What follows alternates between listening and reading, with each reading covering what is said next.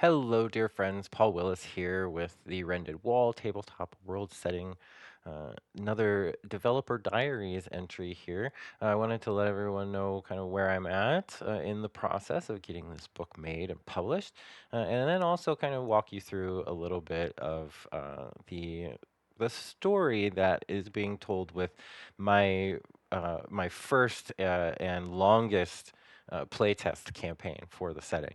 So, kind of just to give you an example of some of the exciting things that are possible in the world, and then yeah, I think that's pretty much it today. Yeah, for developer updates, I did meet with someone who has offered to help me with editing, which is awesome.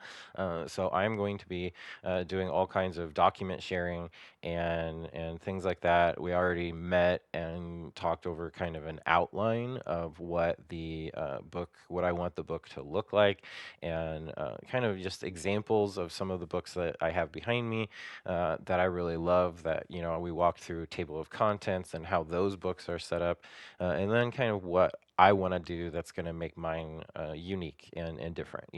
So that was really great to be able to talk to someone that can put a slightly more professional eye on stuff like that. I do feel like I have things fairly well organized at this point, but it is great to have someone else that is willing to look at it and help me really get things organized. So that's been really great. I also do have someone else that I am meeting with on a regular basis to help me with things like setting up the Kickstarter campaign and working on social media for the project and things like that. And they have a lot of really great experience in that role. So just having again somebody else that can kind of help come in and help with this project just is a real relief for me to know that I do have help, that I'm not in this alone. If you look at the table or at the credits page, I guess, on any of these books, you see it's a pretty big staff. It's never just one person doing this, and so this is where I'm at, is trying to bring people in to the fold, so to speak, to have them also be willing to contribute and help with the process and bring it all together, kind of as a group, as a family, as a community, if you will, like to really get that going. So the really fun part of Solaria and the world of the Rended Wall is the uniqueness of the setting and the variety of things that you can get up to here. And so I kind of wanted to walk through some of the things that my playtester group has encountered thus far. We've been going for, I think, over 2 years at this point, so it's been really great to kind of let them roam free in this world and see what they get up to. So we started with a pretty traditional fantasy role-playing hook. So I had the party members essentially meet in the nation of Heavy's Rise. So some of them are coming from, we worked out in session 0 what we wanted our characters to be like, what they wanted their characters to be like, I should say. I'm the GM. And where their characters were from. And so knowing that some of the party members were from Heavy's Rise, so they were naturally out hunting and exploring, and ran into the other party members who had unfortunately been shipwrecked on the coast. And so I brought them together with their first combat encounter against a pack of wolves, which is again a pretty traditional kind of tabletop first encounter, just to kind of walk people through the basics of how the combat's going to work and all of that. However, my party, I have a party full of pacifists, which is it's really fun, but it is a challenge as a narrator and storyteller, running into party members who, unlike the traditional quote unquote murder hobos that players often turn into in tabletop settings, I have a team of people, now 8 players, that I think honestly over 2 years have yet to kill anyone. Uh, no uh, humans or humanoid characters. They have run into monsters that they have slain, so there is that.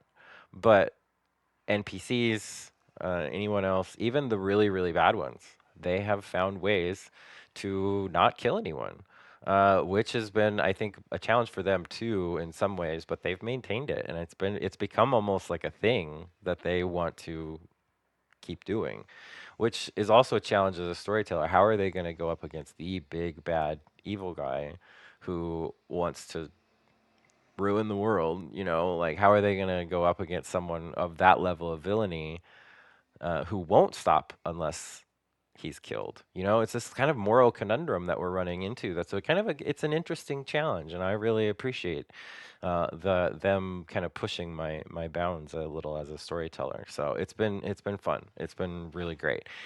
All that's just a big tangent. After they encounter the wolves, as I said, they kind of meet up. They're being attacked by wolves, and the wolf pack is being led by a big, like a dire wolf. And one of my characters decides, asks if they can do, the animal handling kind of checks to essentially tame the big one, the dire wolf.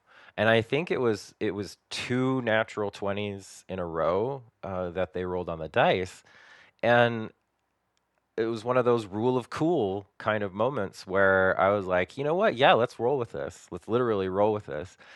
So that character has had a dire wolf companion from literally day one, who has become just as much a member of the party as anyone else.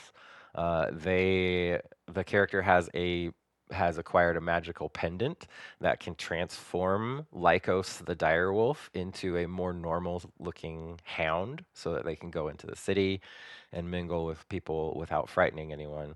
But yeah, we make it work, and so they have a dire wolf now, and so they go and explore the countryside a little bit more. They search the nearby forests and swamps, and end up finding an old lady who teaches one of their wizards a very important spell to kind of the larger plot of the world of what's going on.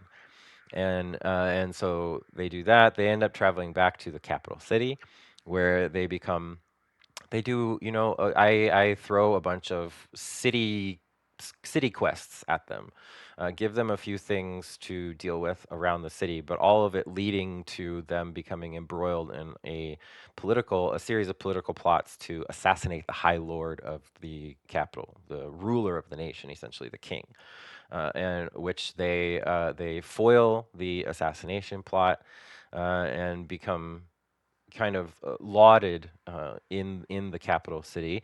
They are then sent on a mission out into the seas to the north. So they end up purchasing a ship, sailing north. Before they get too far, though, they end up encountering a floating island. So it's essentially a small island that is not stationary.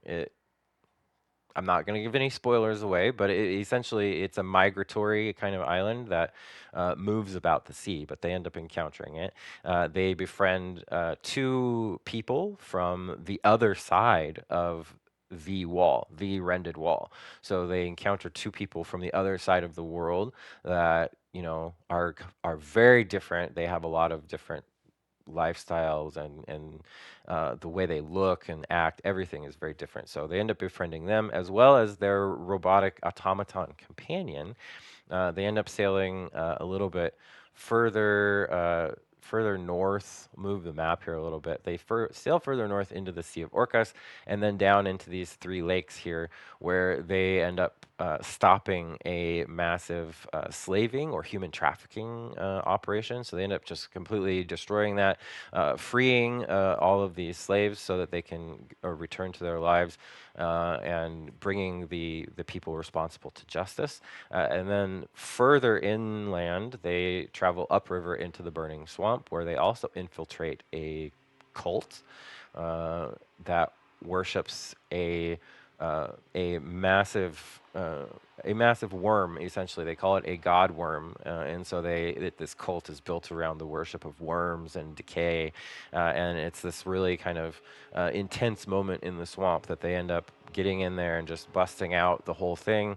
It's really great, combat sessions and stuff like that. Again, no killing. They end up capturing people, putting them to sleep via druidic or potions, other magical spells that kind of incapacitate people without actually killing them. Right? They're finding ways to do that. I think is really wonderful.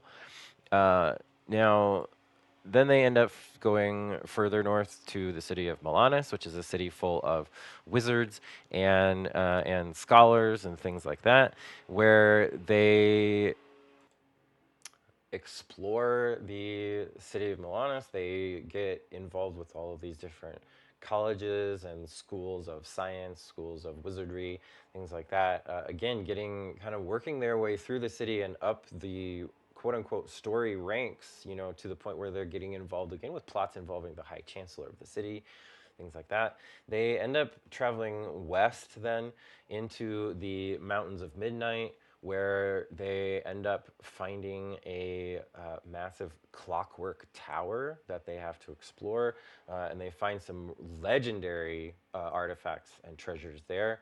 They also the party ends up splitting. Half of their party ends up getting teleported involuntarily. It was this chaotic moment where they ended up getting teleported to the northern island in the Crystalline Archipelago, and then the party had to spend a few sessions trying to reunite and get back together. That is literally just the first, maybe third or a quarter of our total campaign.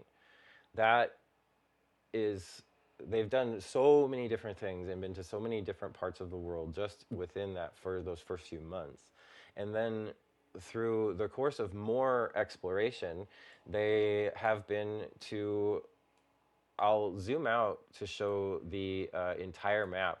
So they have been to everywhere on this map except for the grouping of islands down the middle of the seas here. They have not been to Gorodaten, which is the city of the dead, nor to the lands of the lamented or some of these northern areas like the Tundric Expanse and the Moonless Sea. They have not been to some of those locations. They have, however, already managed to find a way to the other side of the planet. They've managed to get over there and explore some areas over there before coming back finally. So they've been everywhere. They've been around, literally around the world, and come back. And the story is ramping up. The big plots within the world are kind of reaching this big conclusion to the point where they are ready to gather forces and face a big ultimate evil, the big bad evil guy, as they say, right? So that's been 2 years, and I think there's still so much story left to be told. I say we're ramping up to the conclusion, but there's still a lot left. And there's just so much of that here in this world. There's so much to explore. There's so much to find and just have adventures with. That's what I want to share with people. I want to get people in here and get them experiencing this world. So I'm going to finish this video with an open invitation to anyone. Anyone literally that's watching the video that wants to come to this world and play with me, play test the setting with me.